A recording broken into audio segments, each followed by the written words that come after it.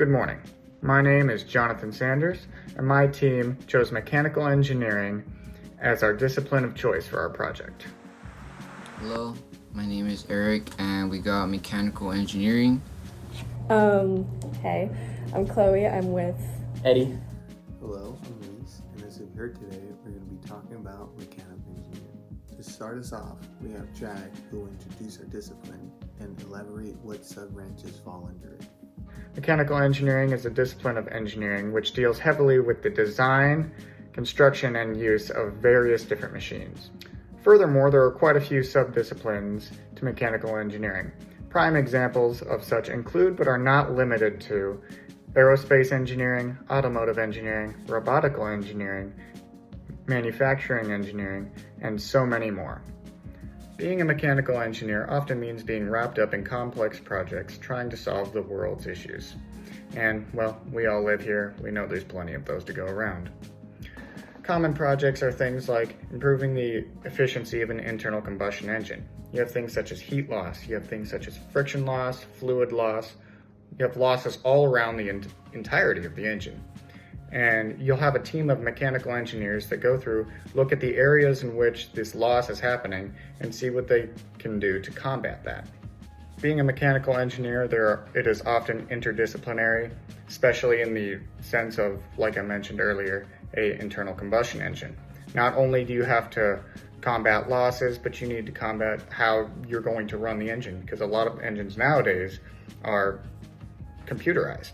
So a mechanical engineer does not specialize in computers and things like that. You need an electrical engineer.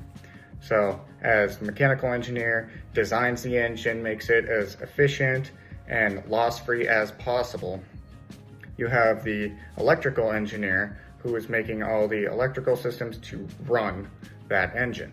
After hearing about all that loss, I'm surprised I didn't lose my interest. Up next, we have Eric, who will show us the path it takes to become a mechanical engineer by showing us what degrees to earn, what societies to join, and what skills to learn that will help us further our career in mechanical engineering. If you want to do mechanical engineering, there's a certain path you have to take.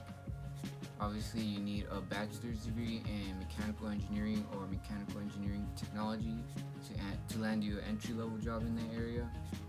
And while you guys do that, you guys tend to focus more on courses like math, science, and engineering and design, while focusing more on applications of engineering principles and a lot of cooperative work and teamwork. There's also something called the ABET, the Accreditation Board for Engineering and Technology, which basically just accredits programs in engineering and engineering technology.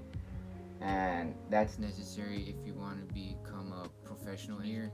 You have to go through those programs, and hiring managers tend to look for people who are in programs like that, and they get hired way easily.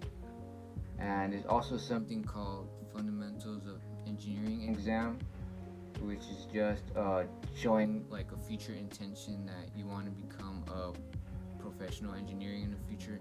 If you want to become a professional engineer, you got to have a passing score on the Fundamentals of Engineering exam, and also on the Principles and Practice of Engineering exam, and also 4 years of experience. Everyone recommends to take that Fundamentals of Engineering exam once you get out of college or university. And professional engineers can manage their own teams and large-scale projects.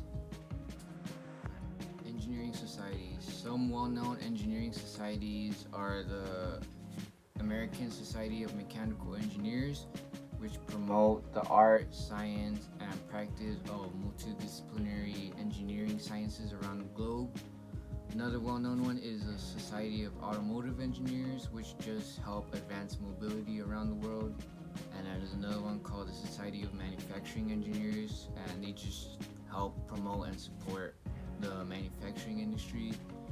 And all those are good societies because they offer benefits like mentoring programs, career advice, networking opportunities, and they just help you with your specific discipline or whatever different types of discipline you're working with. That sounds like a lot of work, but hopefully after all that, any university will accept you. Speaking of which, what universities excel in mechanical engineering? For universities, there's 3 really good schools for mechanical engineering. The first one is the Massachusetts Institute of Technology, which was ranked number 1 in 2022, last year. And then following after that, second is Stanford University, and then after that, University of California, Berkeley. And those are supposedly the top 3 schools for mechanical engineering. If you want to be a mechanical engineer, you need internships, and typically people look for these requirements. You gotta show like what you're currently enrolled in, the program you're enrolled in. You gotta have a competitive GPA like 3.0 or higher, and you gotta have like full-time availability. You gotta work every day. Some internships, like an example would be Tesla. You get paid $32 an hour. 12 weeks minimum, and you do like mechanical design engineering. You could work with Apple, you could work with NASA, all for like a short time, get your experience and get hired easily in the future. There's a lot of information with this research, but how does that transfer to real life experience? In our next segment, we had Chloe interview a practicing mechanical engineer who tells us what he does on a day-to-day basis. What are you? I'm a mechanical engineer. Okay. What made you want to become a mechanical engineer? Well, with being an engineer, there's a lot of problem solving and a lot of steps that need to be taken in terms of finding a solution to a problem, in terms of developing an object to use or a mindset, How was like the school? How was the process? Going through education? Yeah, so school, it was definitely a tough one. A lot of math, a lot of technical stuff that we had to do. But other than that, as long as you have the will to persevere, you're gonna get anywhere. What made you want to work at Honda as a mechanical engineer? So I like the general idea of working at a dealership like this, especially Honda, because there's a lot of them on the road, a lot of cars that people drive, and just the way everything's set up, it's very user-friendly, and from an engineering standpoint, not everything's always user-friendly, but it definitely makes life easier. So could you explain like what you do? Like what's your role here? Like what certain parts you do? Yeah, absolutely. So for the most part, I deal with customers here, and if they have questions about systems in their vehicle, like interface-wise, or if they have any questions about mechanics, like with the engine, or how to put a valve stem on a cap there for the tire. What's like your favorite thing you've done, like since you became like a licensed mechanical engineer? Yeah, the favorite thing I've done is finding out how pieces go together. Looking around and seeing what I can do, moving some parts here and there, trying new processes on how to fix things and get it working correctly. That's fun. Yeah. So you like when it all comes together, it's like satisfying. Like, Oh makes you yeah, feel good. absolutely, absolutely.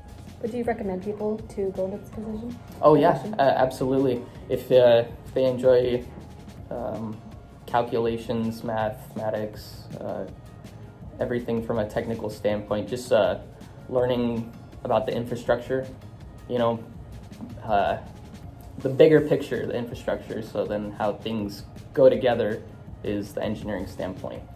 And if people are always wanted to be focused on something at a given moment, then I definitely recommend it.